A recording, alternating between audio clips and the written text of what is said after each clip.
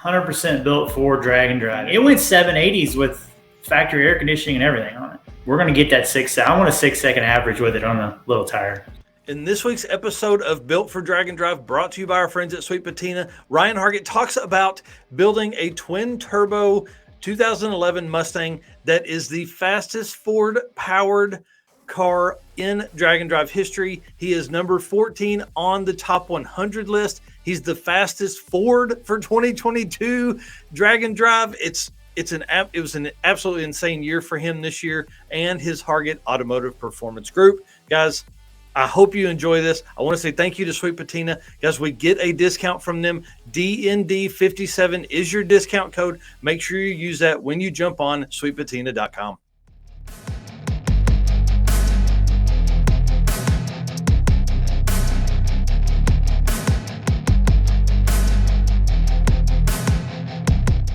"100% built for drag and drive." It went 780s with factory air conditioning and everything on it. We're going to get that I want a 6-second average with it on a little tire.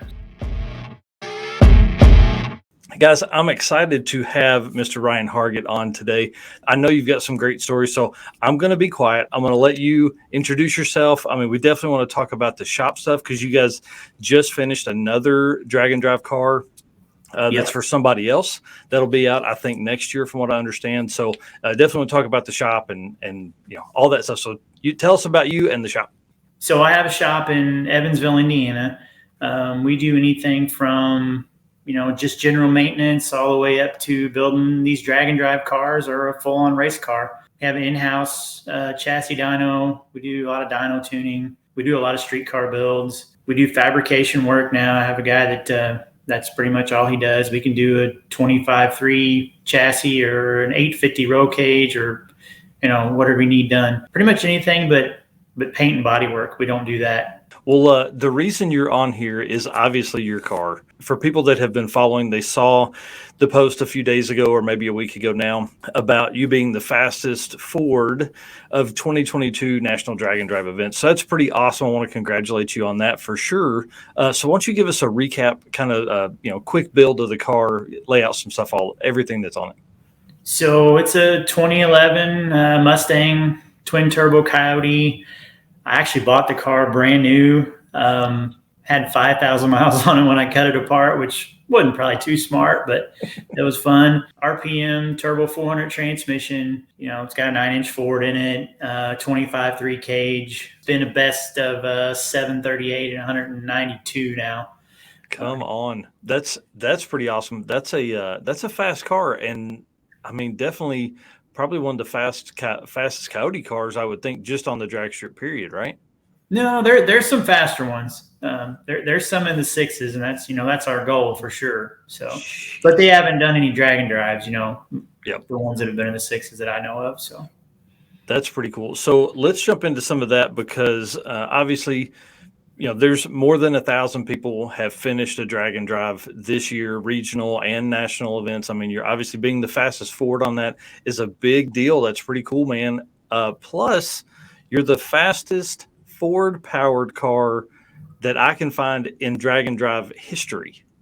Like, there's not been a faster Ford-powered car in drag and drive history. I thought that was pretty neat, especially a lot of times when you start talking about the fastest of something, you're talking about somebody else is building this, somebody else is building that. I mean, you guys built that car. Like, you turned wrenches, you were working on it on drag week, all that kind of stuff.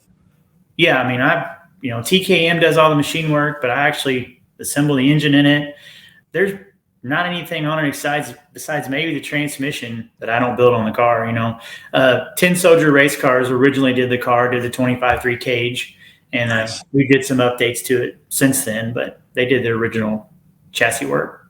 We're not staying stagnant. I mean, the car's coming apart right now, and we're going to get that I want a 6-second average with it on a little tire. So, dude, that is insane. That is insane. So let's talk about little tire racing because obviously you do a lot of that. You always seem to be getting ready for a race and actually run a pro bracket radio. It's a 275 or 28, 10, 5, 15 in the pro bracket. So that's awesome. So that is a small tire. That's really cool to go that fast on that size of tire. I can only imagine the tuning that it takes to do that. Yeah, I mean, you have to have the converter right. You have to have the power management right.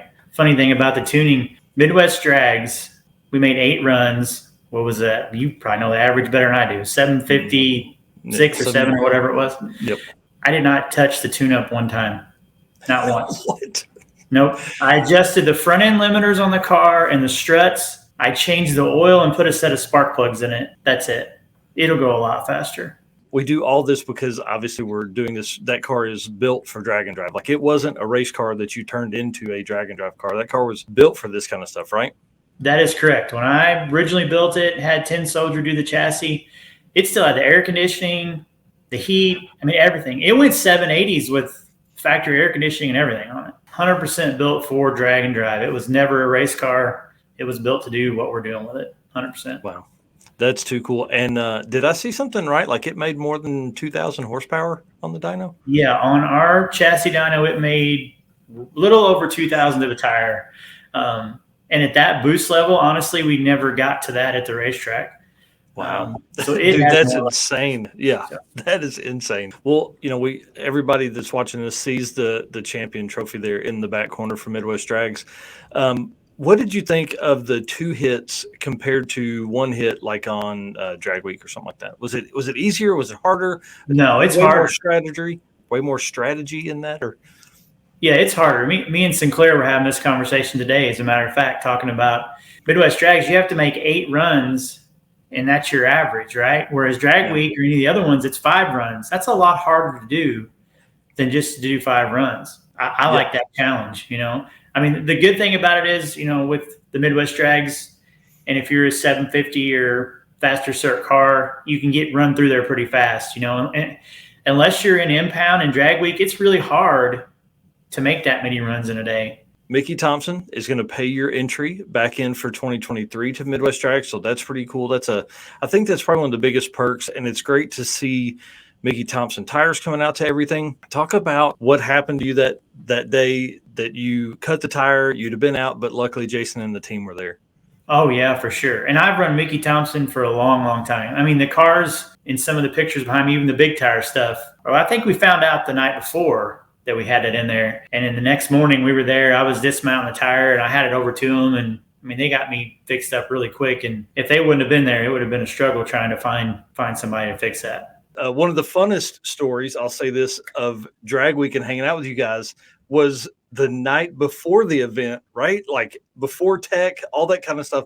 Tell us that story, because you and someone else had this same thing happening at the same time. It actually happened on Saturday. So earlier in the week, we were at Edgewater doing some testing. Come over to Drag Week a little early and ran a race they had there Saturday and just did some testing. Went up to make the first run, and we'd had the wastegates off the car doing a little bit of fab work, trying to fix some stuff. And we didn't plug this dome pressure sensor back in. So went up to make a first run, didn't make any boost, which come to find out was probably for the best. Everything happens for a reason. And it's probably a good thing it did. So we go back and think, okay, we're going to plug the dome pressure sensor in and we'll make another run. Everything's fine. So we go to put the car in reverse to back up to make a second run, and it's locked up. It won't move. And I drove it all the way back and it was fine. So we jack it up. Is it the rear end? Is it the transmission? It's the transmission. We proceed to, as you've seen, tear it down right there in the pits. And I'm not a transmission guy, but I have the best transmission guy on the planet. Rodney at RPM Transmissions is awesome. So we get it all apart. Rodney's walking me through, and we get all the way down, and it's the last gear set in the transmission in the very bottom is broke. The ring gear broke. It's just a parts failure. And I think it probably happened at Edgewater. That burnout, driving it around or whatever, on Saturday finished it off. Well, luckily it didn't completely break on that run, because it would have probably destroyed the whole thing. We took it apart, and that low gear set was the only thing broke. So we're like, okay, how are we going to fix this? We're looking everywhere. So I had a buddy that knew a guy that was what we call a hot shot driver. So he would just come drive, pick it up, take it wherever. So he come from Indianapolis, of all places, where it had to go to, picks it up, gets there like midnight.